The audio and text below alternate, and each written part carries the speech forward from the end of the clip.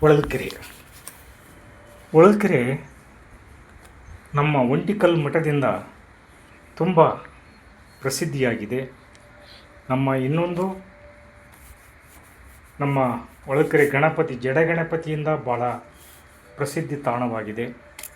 ಸುತ್ತಲೂ ಒಂಟಿಕಲ್ ಮಠಕ್ಕೆ ಹೋದರೆ ನಮ್ಮ ಮನಸ್ಸನ್ನು ಸೂರೆಗೊಳ್ಳುವ, ಸುತ್ತಲೂ ಹಸಿರು ಚೆಲ್ಲುವ ಸಸ್ಯರಾಶಿ, ಸುಂದರವಾಗಿ ಅಚ್ಚುಕಟ್ಟಾಗಿ ಬೆಳೆಸಿರುವ, ಮನಸ್ಸಿಗೆ ಮುದ ನೀಡುವ ವನರಾಶಿ, ಹೂವಿನ ಗಿಡಗಳು, ಬಗೆ ಬಗೆಯ ಆಯುರ್ವೇದದ ಸಸ್ಯಗಳು, ಹಸುರಿನ ಹುಲ್ಲುಹಾಸು ಹಾಗೂ ಉದ್ಯಾನವನದ ಅಂಚಿನಲ್ಲಿ ಗುರುಕುಲ ಪೀಠ, ಕುಟೀರ, ಇನ್ನೊಂದು ಅಂಚಿನಲ್ಲಿ ಒಂದು ದಿಬ್ಬದ ಮೇಲೆ ನಿಂತು ನೋಡಿದರೆ ಸುತ್ತಲೂ ಕಣ್ಮನೆ ಸೆಳೆಯುವ ಹೂವಿನ ಗಿಡಗಳು, ಎತ್ತರದಿಂದ ಏರಿ ನೋಡಿದರೆ ಉದ್ಯಾನದ ಸೊಬಗು ಚಿತ್ತಾರ, ಕಣ್ಣು ಹಾಯಿಸಿದಷ್ಟು ತೆಂಗು ಕಂಗುಗಳ ತೋಟಗಳು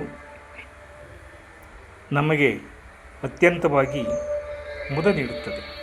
ಸ್ವಾಮಿಗಳ ಒಂದು ಐಕ್ಯ ಸ್ಥಳ ಶ್ರೀ ಒಂಟಿಕಲ್ ಮಠದ ಲಿಂಗೈಕ್ಯ ಮಲ್ಲಿಕಾರ್ಜುನ ಸ್ವಾಮಿಗಳ ಐಕ್ಯ ಮಂಟಪ. ಇದು ಮಠದ ಪ್ರಮುಖ ಆಕರ್ಷಣೆ. ಈ ಐಕ್ಯ ಮಂಟಪ 1994ರಲ್ಲಿ ಮಲ್ಲಿಕಾರ್ಜುನ ಮುರುಘರಾಜೇಂದ್ರ ಸ್ವಾಮೀಜಿ ಇಲ್ಲಿಗೆ ಬಂದು ಐಕ್ಯವಾದ ನಂತರ ಬಹಳ ಪ್ರಸಿದ್ಧಿಯನ್ನು ಪಡೆಯಿತು.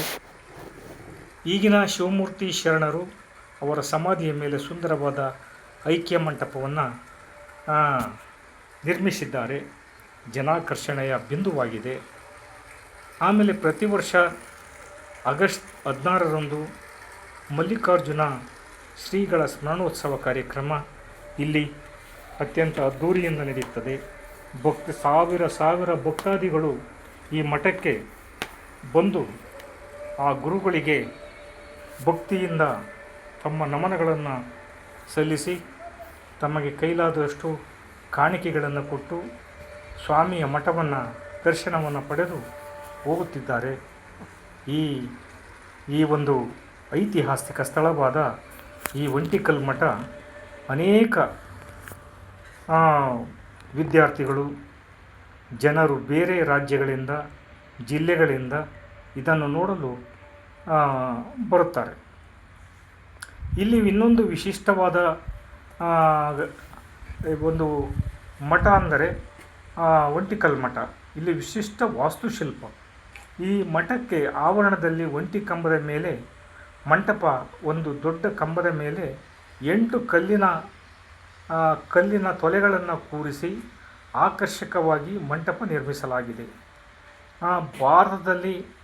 ಭಾರತದಲ್ಲಿ ಇಂತಹ ಕಲಾಕೃತಿ ಇರುವುದು ನಮ್ಮ ಹೊಳಲ್ಕೆರೆಯಲ್ಲಿಯೇ ಎಂದು ನಮ್ಮ ಇತಿಹಾಸ ಸಂಶೋಧಕರು ಅನೇಕರು ಅಭಿಪ್ರಾಯಪಟ್ಟಿದ್ದಾರೆ. ಅದನ್ನು ನೋಡಲು ಬಹಳ ಸುಂದರವಾಗಿದೆ. ಯಾವಾಗಲೂ ತಂಪು, ಸುಂದರವಾದ ಗಾಳಿ, ತಂಪಾದ ಗಾಳಿ, ತಂಗಾಳಿಯಿಂದ ಕೂಡಿದ ಅನೇಕ ಕಂಬಗಳಿಂದ ಕೂಡಿದ ಈ ಮಠ ನಮಗೆ ಕಣ್ಮನವನ್ನು ಸೆಳೆಯುತ್ತದೆ. ಒಂದೊಂದು ಕಲ್ಲಿನ ಮೇಲೆ ಅನೇಕ ಚಿತ್ರಗಳನ್ನು ಚಿತ್ರಿಸಿ ಗತಕಾಲದ ಇತಿಹಾಸವನ್ನು ಸಾರುವ ನಮಗೆ ನೆನಪು ಮಾಡುತ್ತದೆ. ಇಲ್ಲಿ ನಮಗೆ ಏನೋ ಒಂದು ರೀತಿ ಆನಂದ, ಸಂತೋಷ, ನೆಮ್ಮದಿ ಇಲ್ಲಿ ನಮಗೆ ಸಿಗುತ್ತದೆ. ಈ ಮಠದ ಈ ಒಂದೊಂದು ಕಲ್ಲುಗಳು ಒಂದೊಂದು ಇತಿಹಾಸದ ಕಥೆಯನ್ನು ನಮಗೆ ಸಾರಿ ಹೇಳುತ್ತದೆ. ಇಲ್ಲಿ ನೋಡಿ, ನಮ್ಮ ಒಂಟಿಕಲ್ ಮಠ ಇದು ಇತಿಹಾಸ ಪೂರ್ವದಲ್ಲಿ ಭಾಳ ಶಿಥಿಲವಾಗಿತ್ತು. ಈಗ ಮುರುಘರಾಜೇಂದ್ರ ಸ್ವಾಮಿಗಳು ಕೈ ಹಾಕಿದ ಮೇಲೆ ಅದನ್ನು ಜೀರ್ಣೋದ್ಧಾರ ಮಾಡಿ ಅನೇಕ ಈ ಮಠವನ್ನು ಜೀರ್ಣೋದ್ಧಾರ ಮಾಡಿದ್ದಾರೆ. ಈಗ ನೋಡುಗರಿಗೆ, ಯಾತ್ರಿಕರಿಗೆ ಒಂದು ಕಣ್ಮನವನ್ನು ಸೆಳೆಯುತ್ತದೆ. ಇಲ್ಲಿ ಅನೇಕ ಕಾರ್ಯಕ್ರಮಗಳು, ವರ್ಷದಲ್ಲಿ ಅನೇಕ ಕಾರ್ಯಕ್ರಮಗಳು ನಡೆಯುತ್ತದೆ. ಮಠದ ಕಾರ್ಯಕ್ರಮಗಳು, ಸಾಹಿತ್ಯದ ಕಾರ್ಯಕ್ರಮಗಳು, ಊರಿನ ಕಾರ್ಯಕ್ರಮಗಳು. ಇಲ್ಲಿ ಸಾವಿರಾರು ಜನರು ಇಲ್ಲಿ ಬಂದು ಭಾಗವಹಿಸುತ್ತಿದ್ದಾರೆ. ಇಲ್ಲಂತೂ ಸಾಹಿತಿಗಳಿಗೆ ಅಂತೂ ಒಳ್ಳೆಯ ಸ್ವರ್ಗವಾಗಿದೆ. ಎಲ್ಲಿಲ್ಲದ ಕವನಗಳು, ಕಥೆಗಳು ಈ ಸ್ಥಳಕ್ಕೆ ಬಂದರೆ ನಮ್ಮಲ್ಲಿ ಕರೆದು ಕೈ ಬೀಸಿ ಕರೆದು ಕಥೆಗಳನ್ನು ಹೇಳುತ್ತವೆ. ಆ ಕಥೆಗಳು ತಾನಾಗಿ ಹುಟ್ಟಿಕೊಳ್ಳುತ್ತವೆ. ಆ ಮರಗಿಡಗಳ ವನರಾಶಿಯನ್ನು ನೋಡಿದರೆ ನಮಗೆ ನಿಜಕ್ಕೂ ಕಣ್ಮನ ಸೆಳೆಯುತ್ತದೆ. ಎಲ್ಲಿ ನೋಡಲಿ ಅದನ್ನು. ನಿಜಕ್ಕೂ ಅದು ನಮಗೆ ಇಲ್ಲಿ ಹತ್ತಿರ ಇರುವುದು ನಮಗೆ ಒಂದು ಅದೃಷ್ಟದ ಒಂದು ಸಂಕೇತ ಅಂತೇಳಿ ನಾನು ಭಾವಿಸ್ಕೊಳ್ತೇನೆ.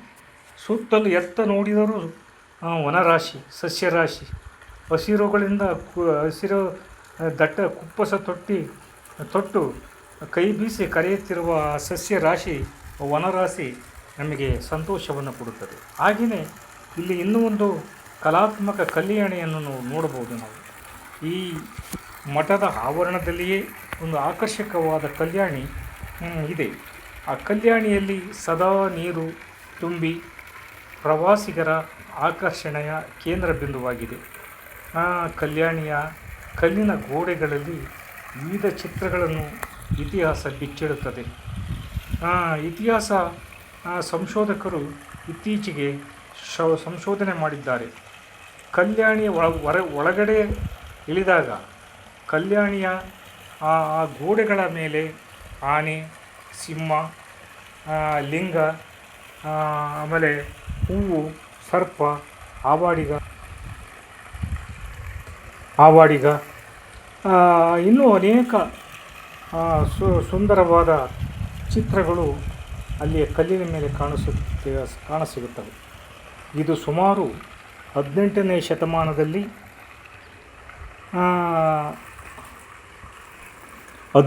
ಶತಮಾನದಲ್ಲಿ ನಿರ್ಮಾಣವಾಯಿತು ಎನ್ನಬಹುದು.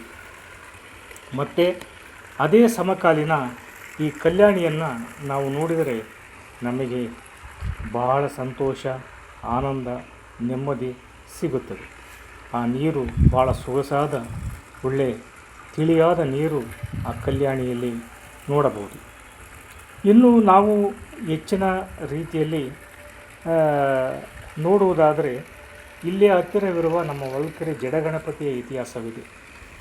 ಇದು 1475ರಲ್ಲಿ ನಾಯಕರ ದೊರೆ ಗುಲ್ಯಪ್ಪ ನಾಯಕ, ಚಿತ್ರದುರ್ಗದ ಮದಕರಿಗಳ ಅರಸುಗಳು ಬಾಮೈದ ಗುಲ್ಯಪ್ಪ ನಾಯಕ ಈ ಆಡಳಿತದಲ್ಲಿ ಇದನ್ನು ನಿರ್ಮಿಸಿದರು ಅನ್ನುವ ಪ್ರತೀತಿ ಇದೆ. ಪ್ರತೀತಿ ಏನು, ಅದಕ್ಕೆ ಶಾಸನಗಳು ಸಿಕ್ಕಿವೆ ಎಂದು ಇತಿಹಾಸ ಹೇಳುತ್ತದೆ. ಮೊದಲು ಈ ಗಣಪತಿ ಬಯಲಿನಲ್ಲಿ ಇದ್ದಿತ್ತು. ಆಮೇಲೆ 1985ರಲ್ಲಿ ಅದಕ್ಕೆ ದೇವಾಲಯವನ್ನು ನಿರ್ಮಿಸಿ ಗೋಪುರವನ್ನು ಸಹ ಅವರು ಆ ಕಮಿಟಿಯವರು ಮಾಡಿದ್ದಾರೆ. ಈಗ ಸಾವಿರಾರು ಭಕ್ತಾದಿಗಳು ಅಲ್ಲಿ ಬಂದು ಪೂಜೆಯನ್ನು ಸಲ್ಲಿಸುತ್ತಿದ್ದಾರೆ. ನಿರ್ಮಾಣ 1475ರಲ್ಲಿ ಗಣಪತಿಯನ್ನು ಸ್ಥಾಪಿಸಲಾಯಿತು. ಪ್ರಸಿದ್ಧ ಹೆಸರು ಜಡಗಣಪತಿ. ದೇವಾಲಯವನ್ನು ನಿರ್ಮಾಣ 1985ರಲ್ಲಿ ಮಾಡಲಾಯಿತು.